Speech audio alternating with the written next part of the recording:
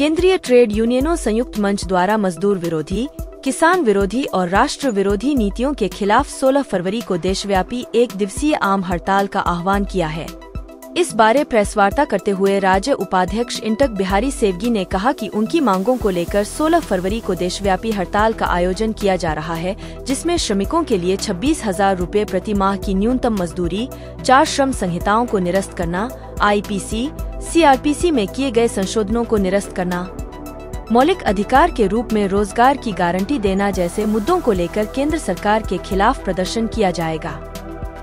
केंद्रीय trade union forum जो है, जो बस 10 बड़ी केंद्रीय ट्रेड यूनियन है, जिसमें इंटेक है, HMS है, एटेक है, सेवा है, C2 है, ये सब 16 तारीख को राष्ट्रीय हड़ताल में जा रही है। और हमारे साथ जो संयुक्त किसान मोर्चा है, जो 3 कृषि कानून रिपील किए हैं मोदी सरकार ने, उसके बाद जो MSP का प्रॉमिस किया था, अभी तक MSP उन्होंने इंट्रोड्यूस नहीं किया, उसको बात को लेके, और जो anti worker, anti farmer, anti national जो पॉलिसीज़ है, उसके खिलाफ हम 16 तारीख को स्ट्राइक में जा रहे हैं। तो हमारा जो मजदूरों का, कर्मचारियों का जो बड़ा इशू है वो है कि न्यूनतम वेतन इस देश में 26,000 रुपया पर मंथ होना चाहिए मजदूरों का। दूसरा, जो नरेगा में मजदूर काम करता है उसका 200 दिन का साल में काम मिलना चाहिए और न्यूनतम वेतन का 600 रुपया होना चाहिए। ओल्ड पेंशन स्कीम यूनिलेटरी सारे देश में लागू होनी चाहिए। और जो फिक्स टर्म है, कुछ समय के लिए रोज़गार पर रखते हैं, वो ख़त्म करके कॉन्ट्रेक्चुअल जॉब जो मिलती है, चाहे हमारे हाइड्रो प्रोजेक्ट्स में, हेल्थ में, एजुकेशन में, बाकी जगह वो पेरेनियल नेचर ऑफ जॉब है, 12 काम है, उसको ख़त्म करके एवोल्यूशन करके उसको रेगुलर कर्मचारी वहाँ पर रखे। और जो आउटसोर्स कर्मचारी या ठेका मजदूर इस देश और प्रदेश में काम कर रहा है, उसके लिए एक पॉलिसी बनना चाहिए उनको रेगुलर करने के लिए। और जो न्यूनतम वेतन है वो पूरे देश में लागू होना चाहिए। श्रम कानून जो लाए हैं मोदी सरकार ने, 4 श्रम कोड लाए हैं, उनको रिपील कर दिया है। हम रिपील करने की हम डिमांड कर रहे हैं। और जो पुराने श्रम कानून है वो मजदूर के पक्ष में उसमें संशोधन हो, उसके लिए हम लोग बात करें। और बिजली, LIC, रेलवे, पोस्टल ये प्राइवेट ना करें, इसके लिए भी हमारा पूरे देश में हम हड़ताल पर जा रहे हैं। और जो किसानों का जो बहुत बड़ा मुद्दा है, जो किसानों के लिए जो C2 प्लस 50% जो हम प्राइस मांग रहे हैं, जो उसमें कॉस्ट है, उससे उस पर 50% प्रॉफिट जुड़ना चाहिए, हमारा स्टेट और सेंट्रल गवर्नमेंट से डिमांड है। इसके लिए हम लोग पूरे देश में इकट्ठे होकर जा रहे हैं। साथ साथ में जो ये एंटी पीपल पॉलिसी है, आप मोदी सरकार बहुत बोलती इस देश में हम मुफ्त का राशन दे रहे हैं।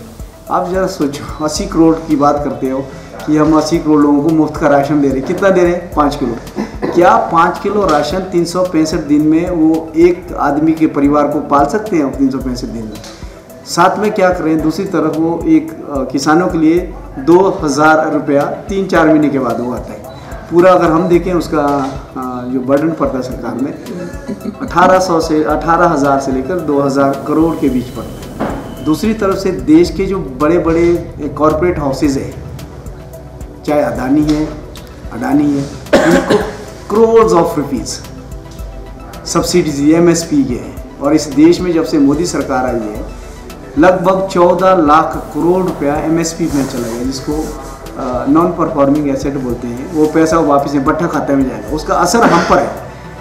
जो हमारा पैसा हम लोग वर्किंग क्लास, किसान, मजदूर, आप पत्रकार भाई लोग जो बैंक में पैसा जमा करते हैं, वो पैसा कॉर्पोरेट घरानों को लोन के रूप में जा रहा है और वो पैसा वापस नहीं आ रहा है, जिसकी वजह से हमारा जो रेट ऑफ इंटरेस्ट भी बहुत डाउन आया है। तो इसको भी हम कड़ा विरोध करते हैं कि जो फायदा बड़े बड़े कॉर्पोरेट सेक्टर को दे रहे हैं वो किसानों पर, आम जनता को मिलना चाहिए। इन्होंने बात की थी कि सत्ता में आने से पहले हर साल 2 करोड़ लोगों को रोज़गार देंगे। आज पूरे देश में रोज़गार नहीं है। वो तो बोलते हैं पकौड़े बनाओ, पकौड़े तल के करो, तो वैसा तो नहीं होगा। तो हमको रोज़गार चाहिए जो नौजवान है। तो ये इन सारी बातों के लिए हम लोग हड़ताल में जाएंगे 16 तारीख को। और हम चाहते हैं इस देश में 2024 में अल्टरनेटिव सरकार आए जो प्रो वर्किंग क्लास पॉलिसी लाए। किसानों के जो वादे हैं, C2 का जो डिमांड है, वो हमको फर्टिलाइज़र सब्सिडी पर मिले और नए जो उपकरण हैं उस पर भी हमको सब्सिडीज मिले।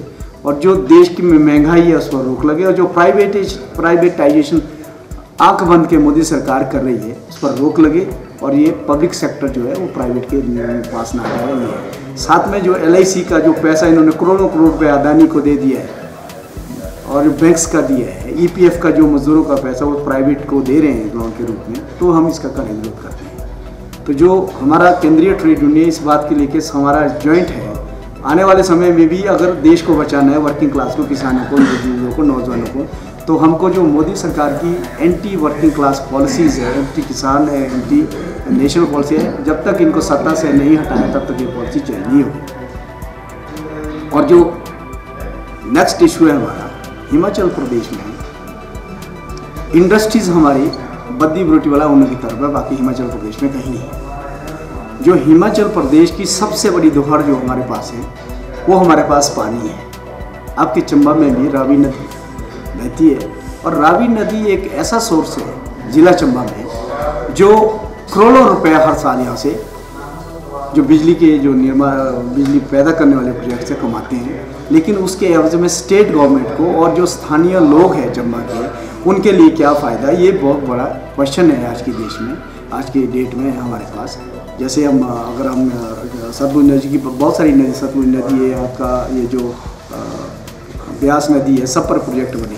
तो हमारा पहली बात तो ये है कि जिन लोगों की इसमें ज़मीन गई है, जो नई हाइड्रो पॉलिसी आई 2008, 1% जो है जो रेवेन्यू है उसका वेलफेयर के लिए खर्च होना चाहिए। तो डिमांड है कि वो इंट्रोड्यूस करें यूनिटरी पूरे प्रदेश में, वो मिलना चाहिए। दूसरा है कि जो मजदूर लगे हैं वहाँ पर, रेगुलर तो है जो उनकी ज़मीन गई कुछ लगे, लेकिन सबको नहीं रखा है। अब कॉन्ट्रैक्ट मजदूर वहाँ पर काम करते हैं या जो निर्माणाधीन हो रहे, जैसे JSW कुठेल प्रोजेक्ट है। जब हम कल वहाँ पर प्रोजेक्ट में गए, कल लेबर ऑफिसर के पास भी आए, तो हमारे सब पास एक बात आई है मजदूरों की कि मजदूरों को रिट्रेंच किया जा रहा है। जब हमने देखा है राम जी ने और मैंने कि बिना जो श्रम कानून है, इंडस्ट्रियल डिस्प्यूट एक्ट 1947 में बनाया है, उसके प्रोविज़न को फॉलो किए बगैर रिट्रेंचमेंट प्रोसेस उन्होंने शुरू किया। उसमें एक प्रोविज़न है कि जो सबसे पहले मजदूर लगा वो सबसे बाद में जाएगा। लेकिन जो लिस्ट 35 आदमी की आई है, जिसमें हमारे साथ बैठे हैं अमरीश जी, ये व्यक्ति जो है ये 2021 को लगा, 18 2021 को इनका रिक्रूटमेंट हुआ। इनके बाद जो लगे 24 अगस्त, उसके बाद जो मजदूर लगा है उनको नौकरी से नहीं निकाला गया, लेकिन इनको नौकरी से निकाली। तो हमने इनको ऑब्जेक्ट किया और एक रिटर्न कंप्लेंट हमने लेबर ऑफिसर को दी है।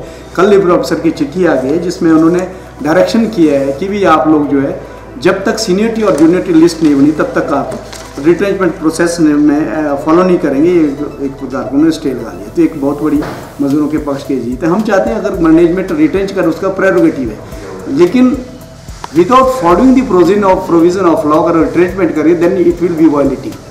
हम चाहते हैं कि अगर रिट्रेंच करना है एटलीस्ट देश का कानून उसको पालन करें और उसके अनुसार ही आगे बढ़े। यही हमारी उनसे भी डिमांड है। साथ साथ में जितना मजदूर काम करता है 1952 का कानून है जो भविष्य निधि बोलते हैं उसको, कर्मचारी भविष्य निधि, एम्प्लॉयज प्रोविडेंट फंड, जहाँ पर मजदूर 20 मजदूर है वहाँ पर वो लागू होते हैं। अब ये कंपनी वाले कॉन्सेप्ट देते हैं कि एक ठेकेदार के पास 20 मजदूर होना चाहिए, लेकिन एक एक्ट इस तरह से लागू नहीं होता। ये क्लबिंग केस है। JSW मालिक है, उसके मजदूर को जोड़ के सभी ठेकेदार को मजदूर को जोड़ के वो स्ट्रेंथ मानी जाएगी।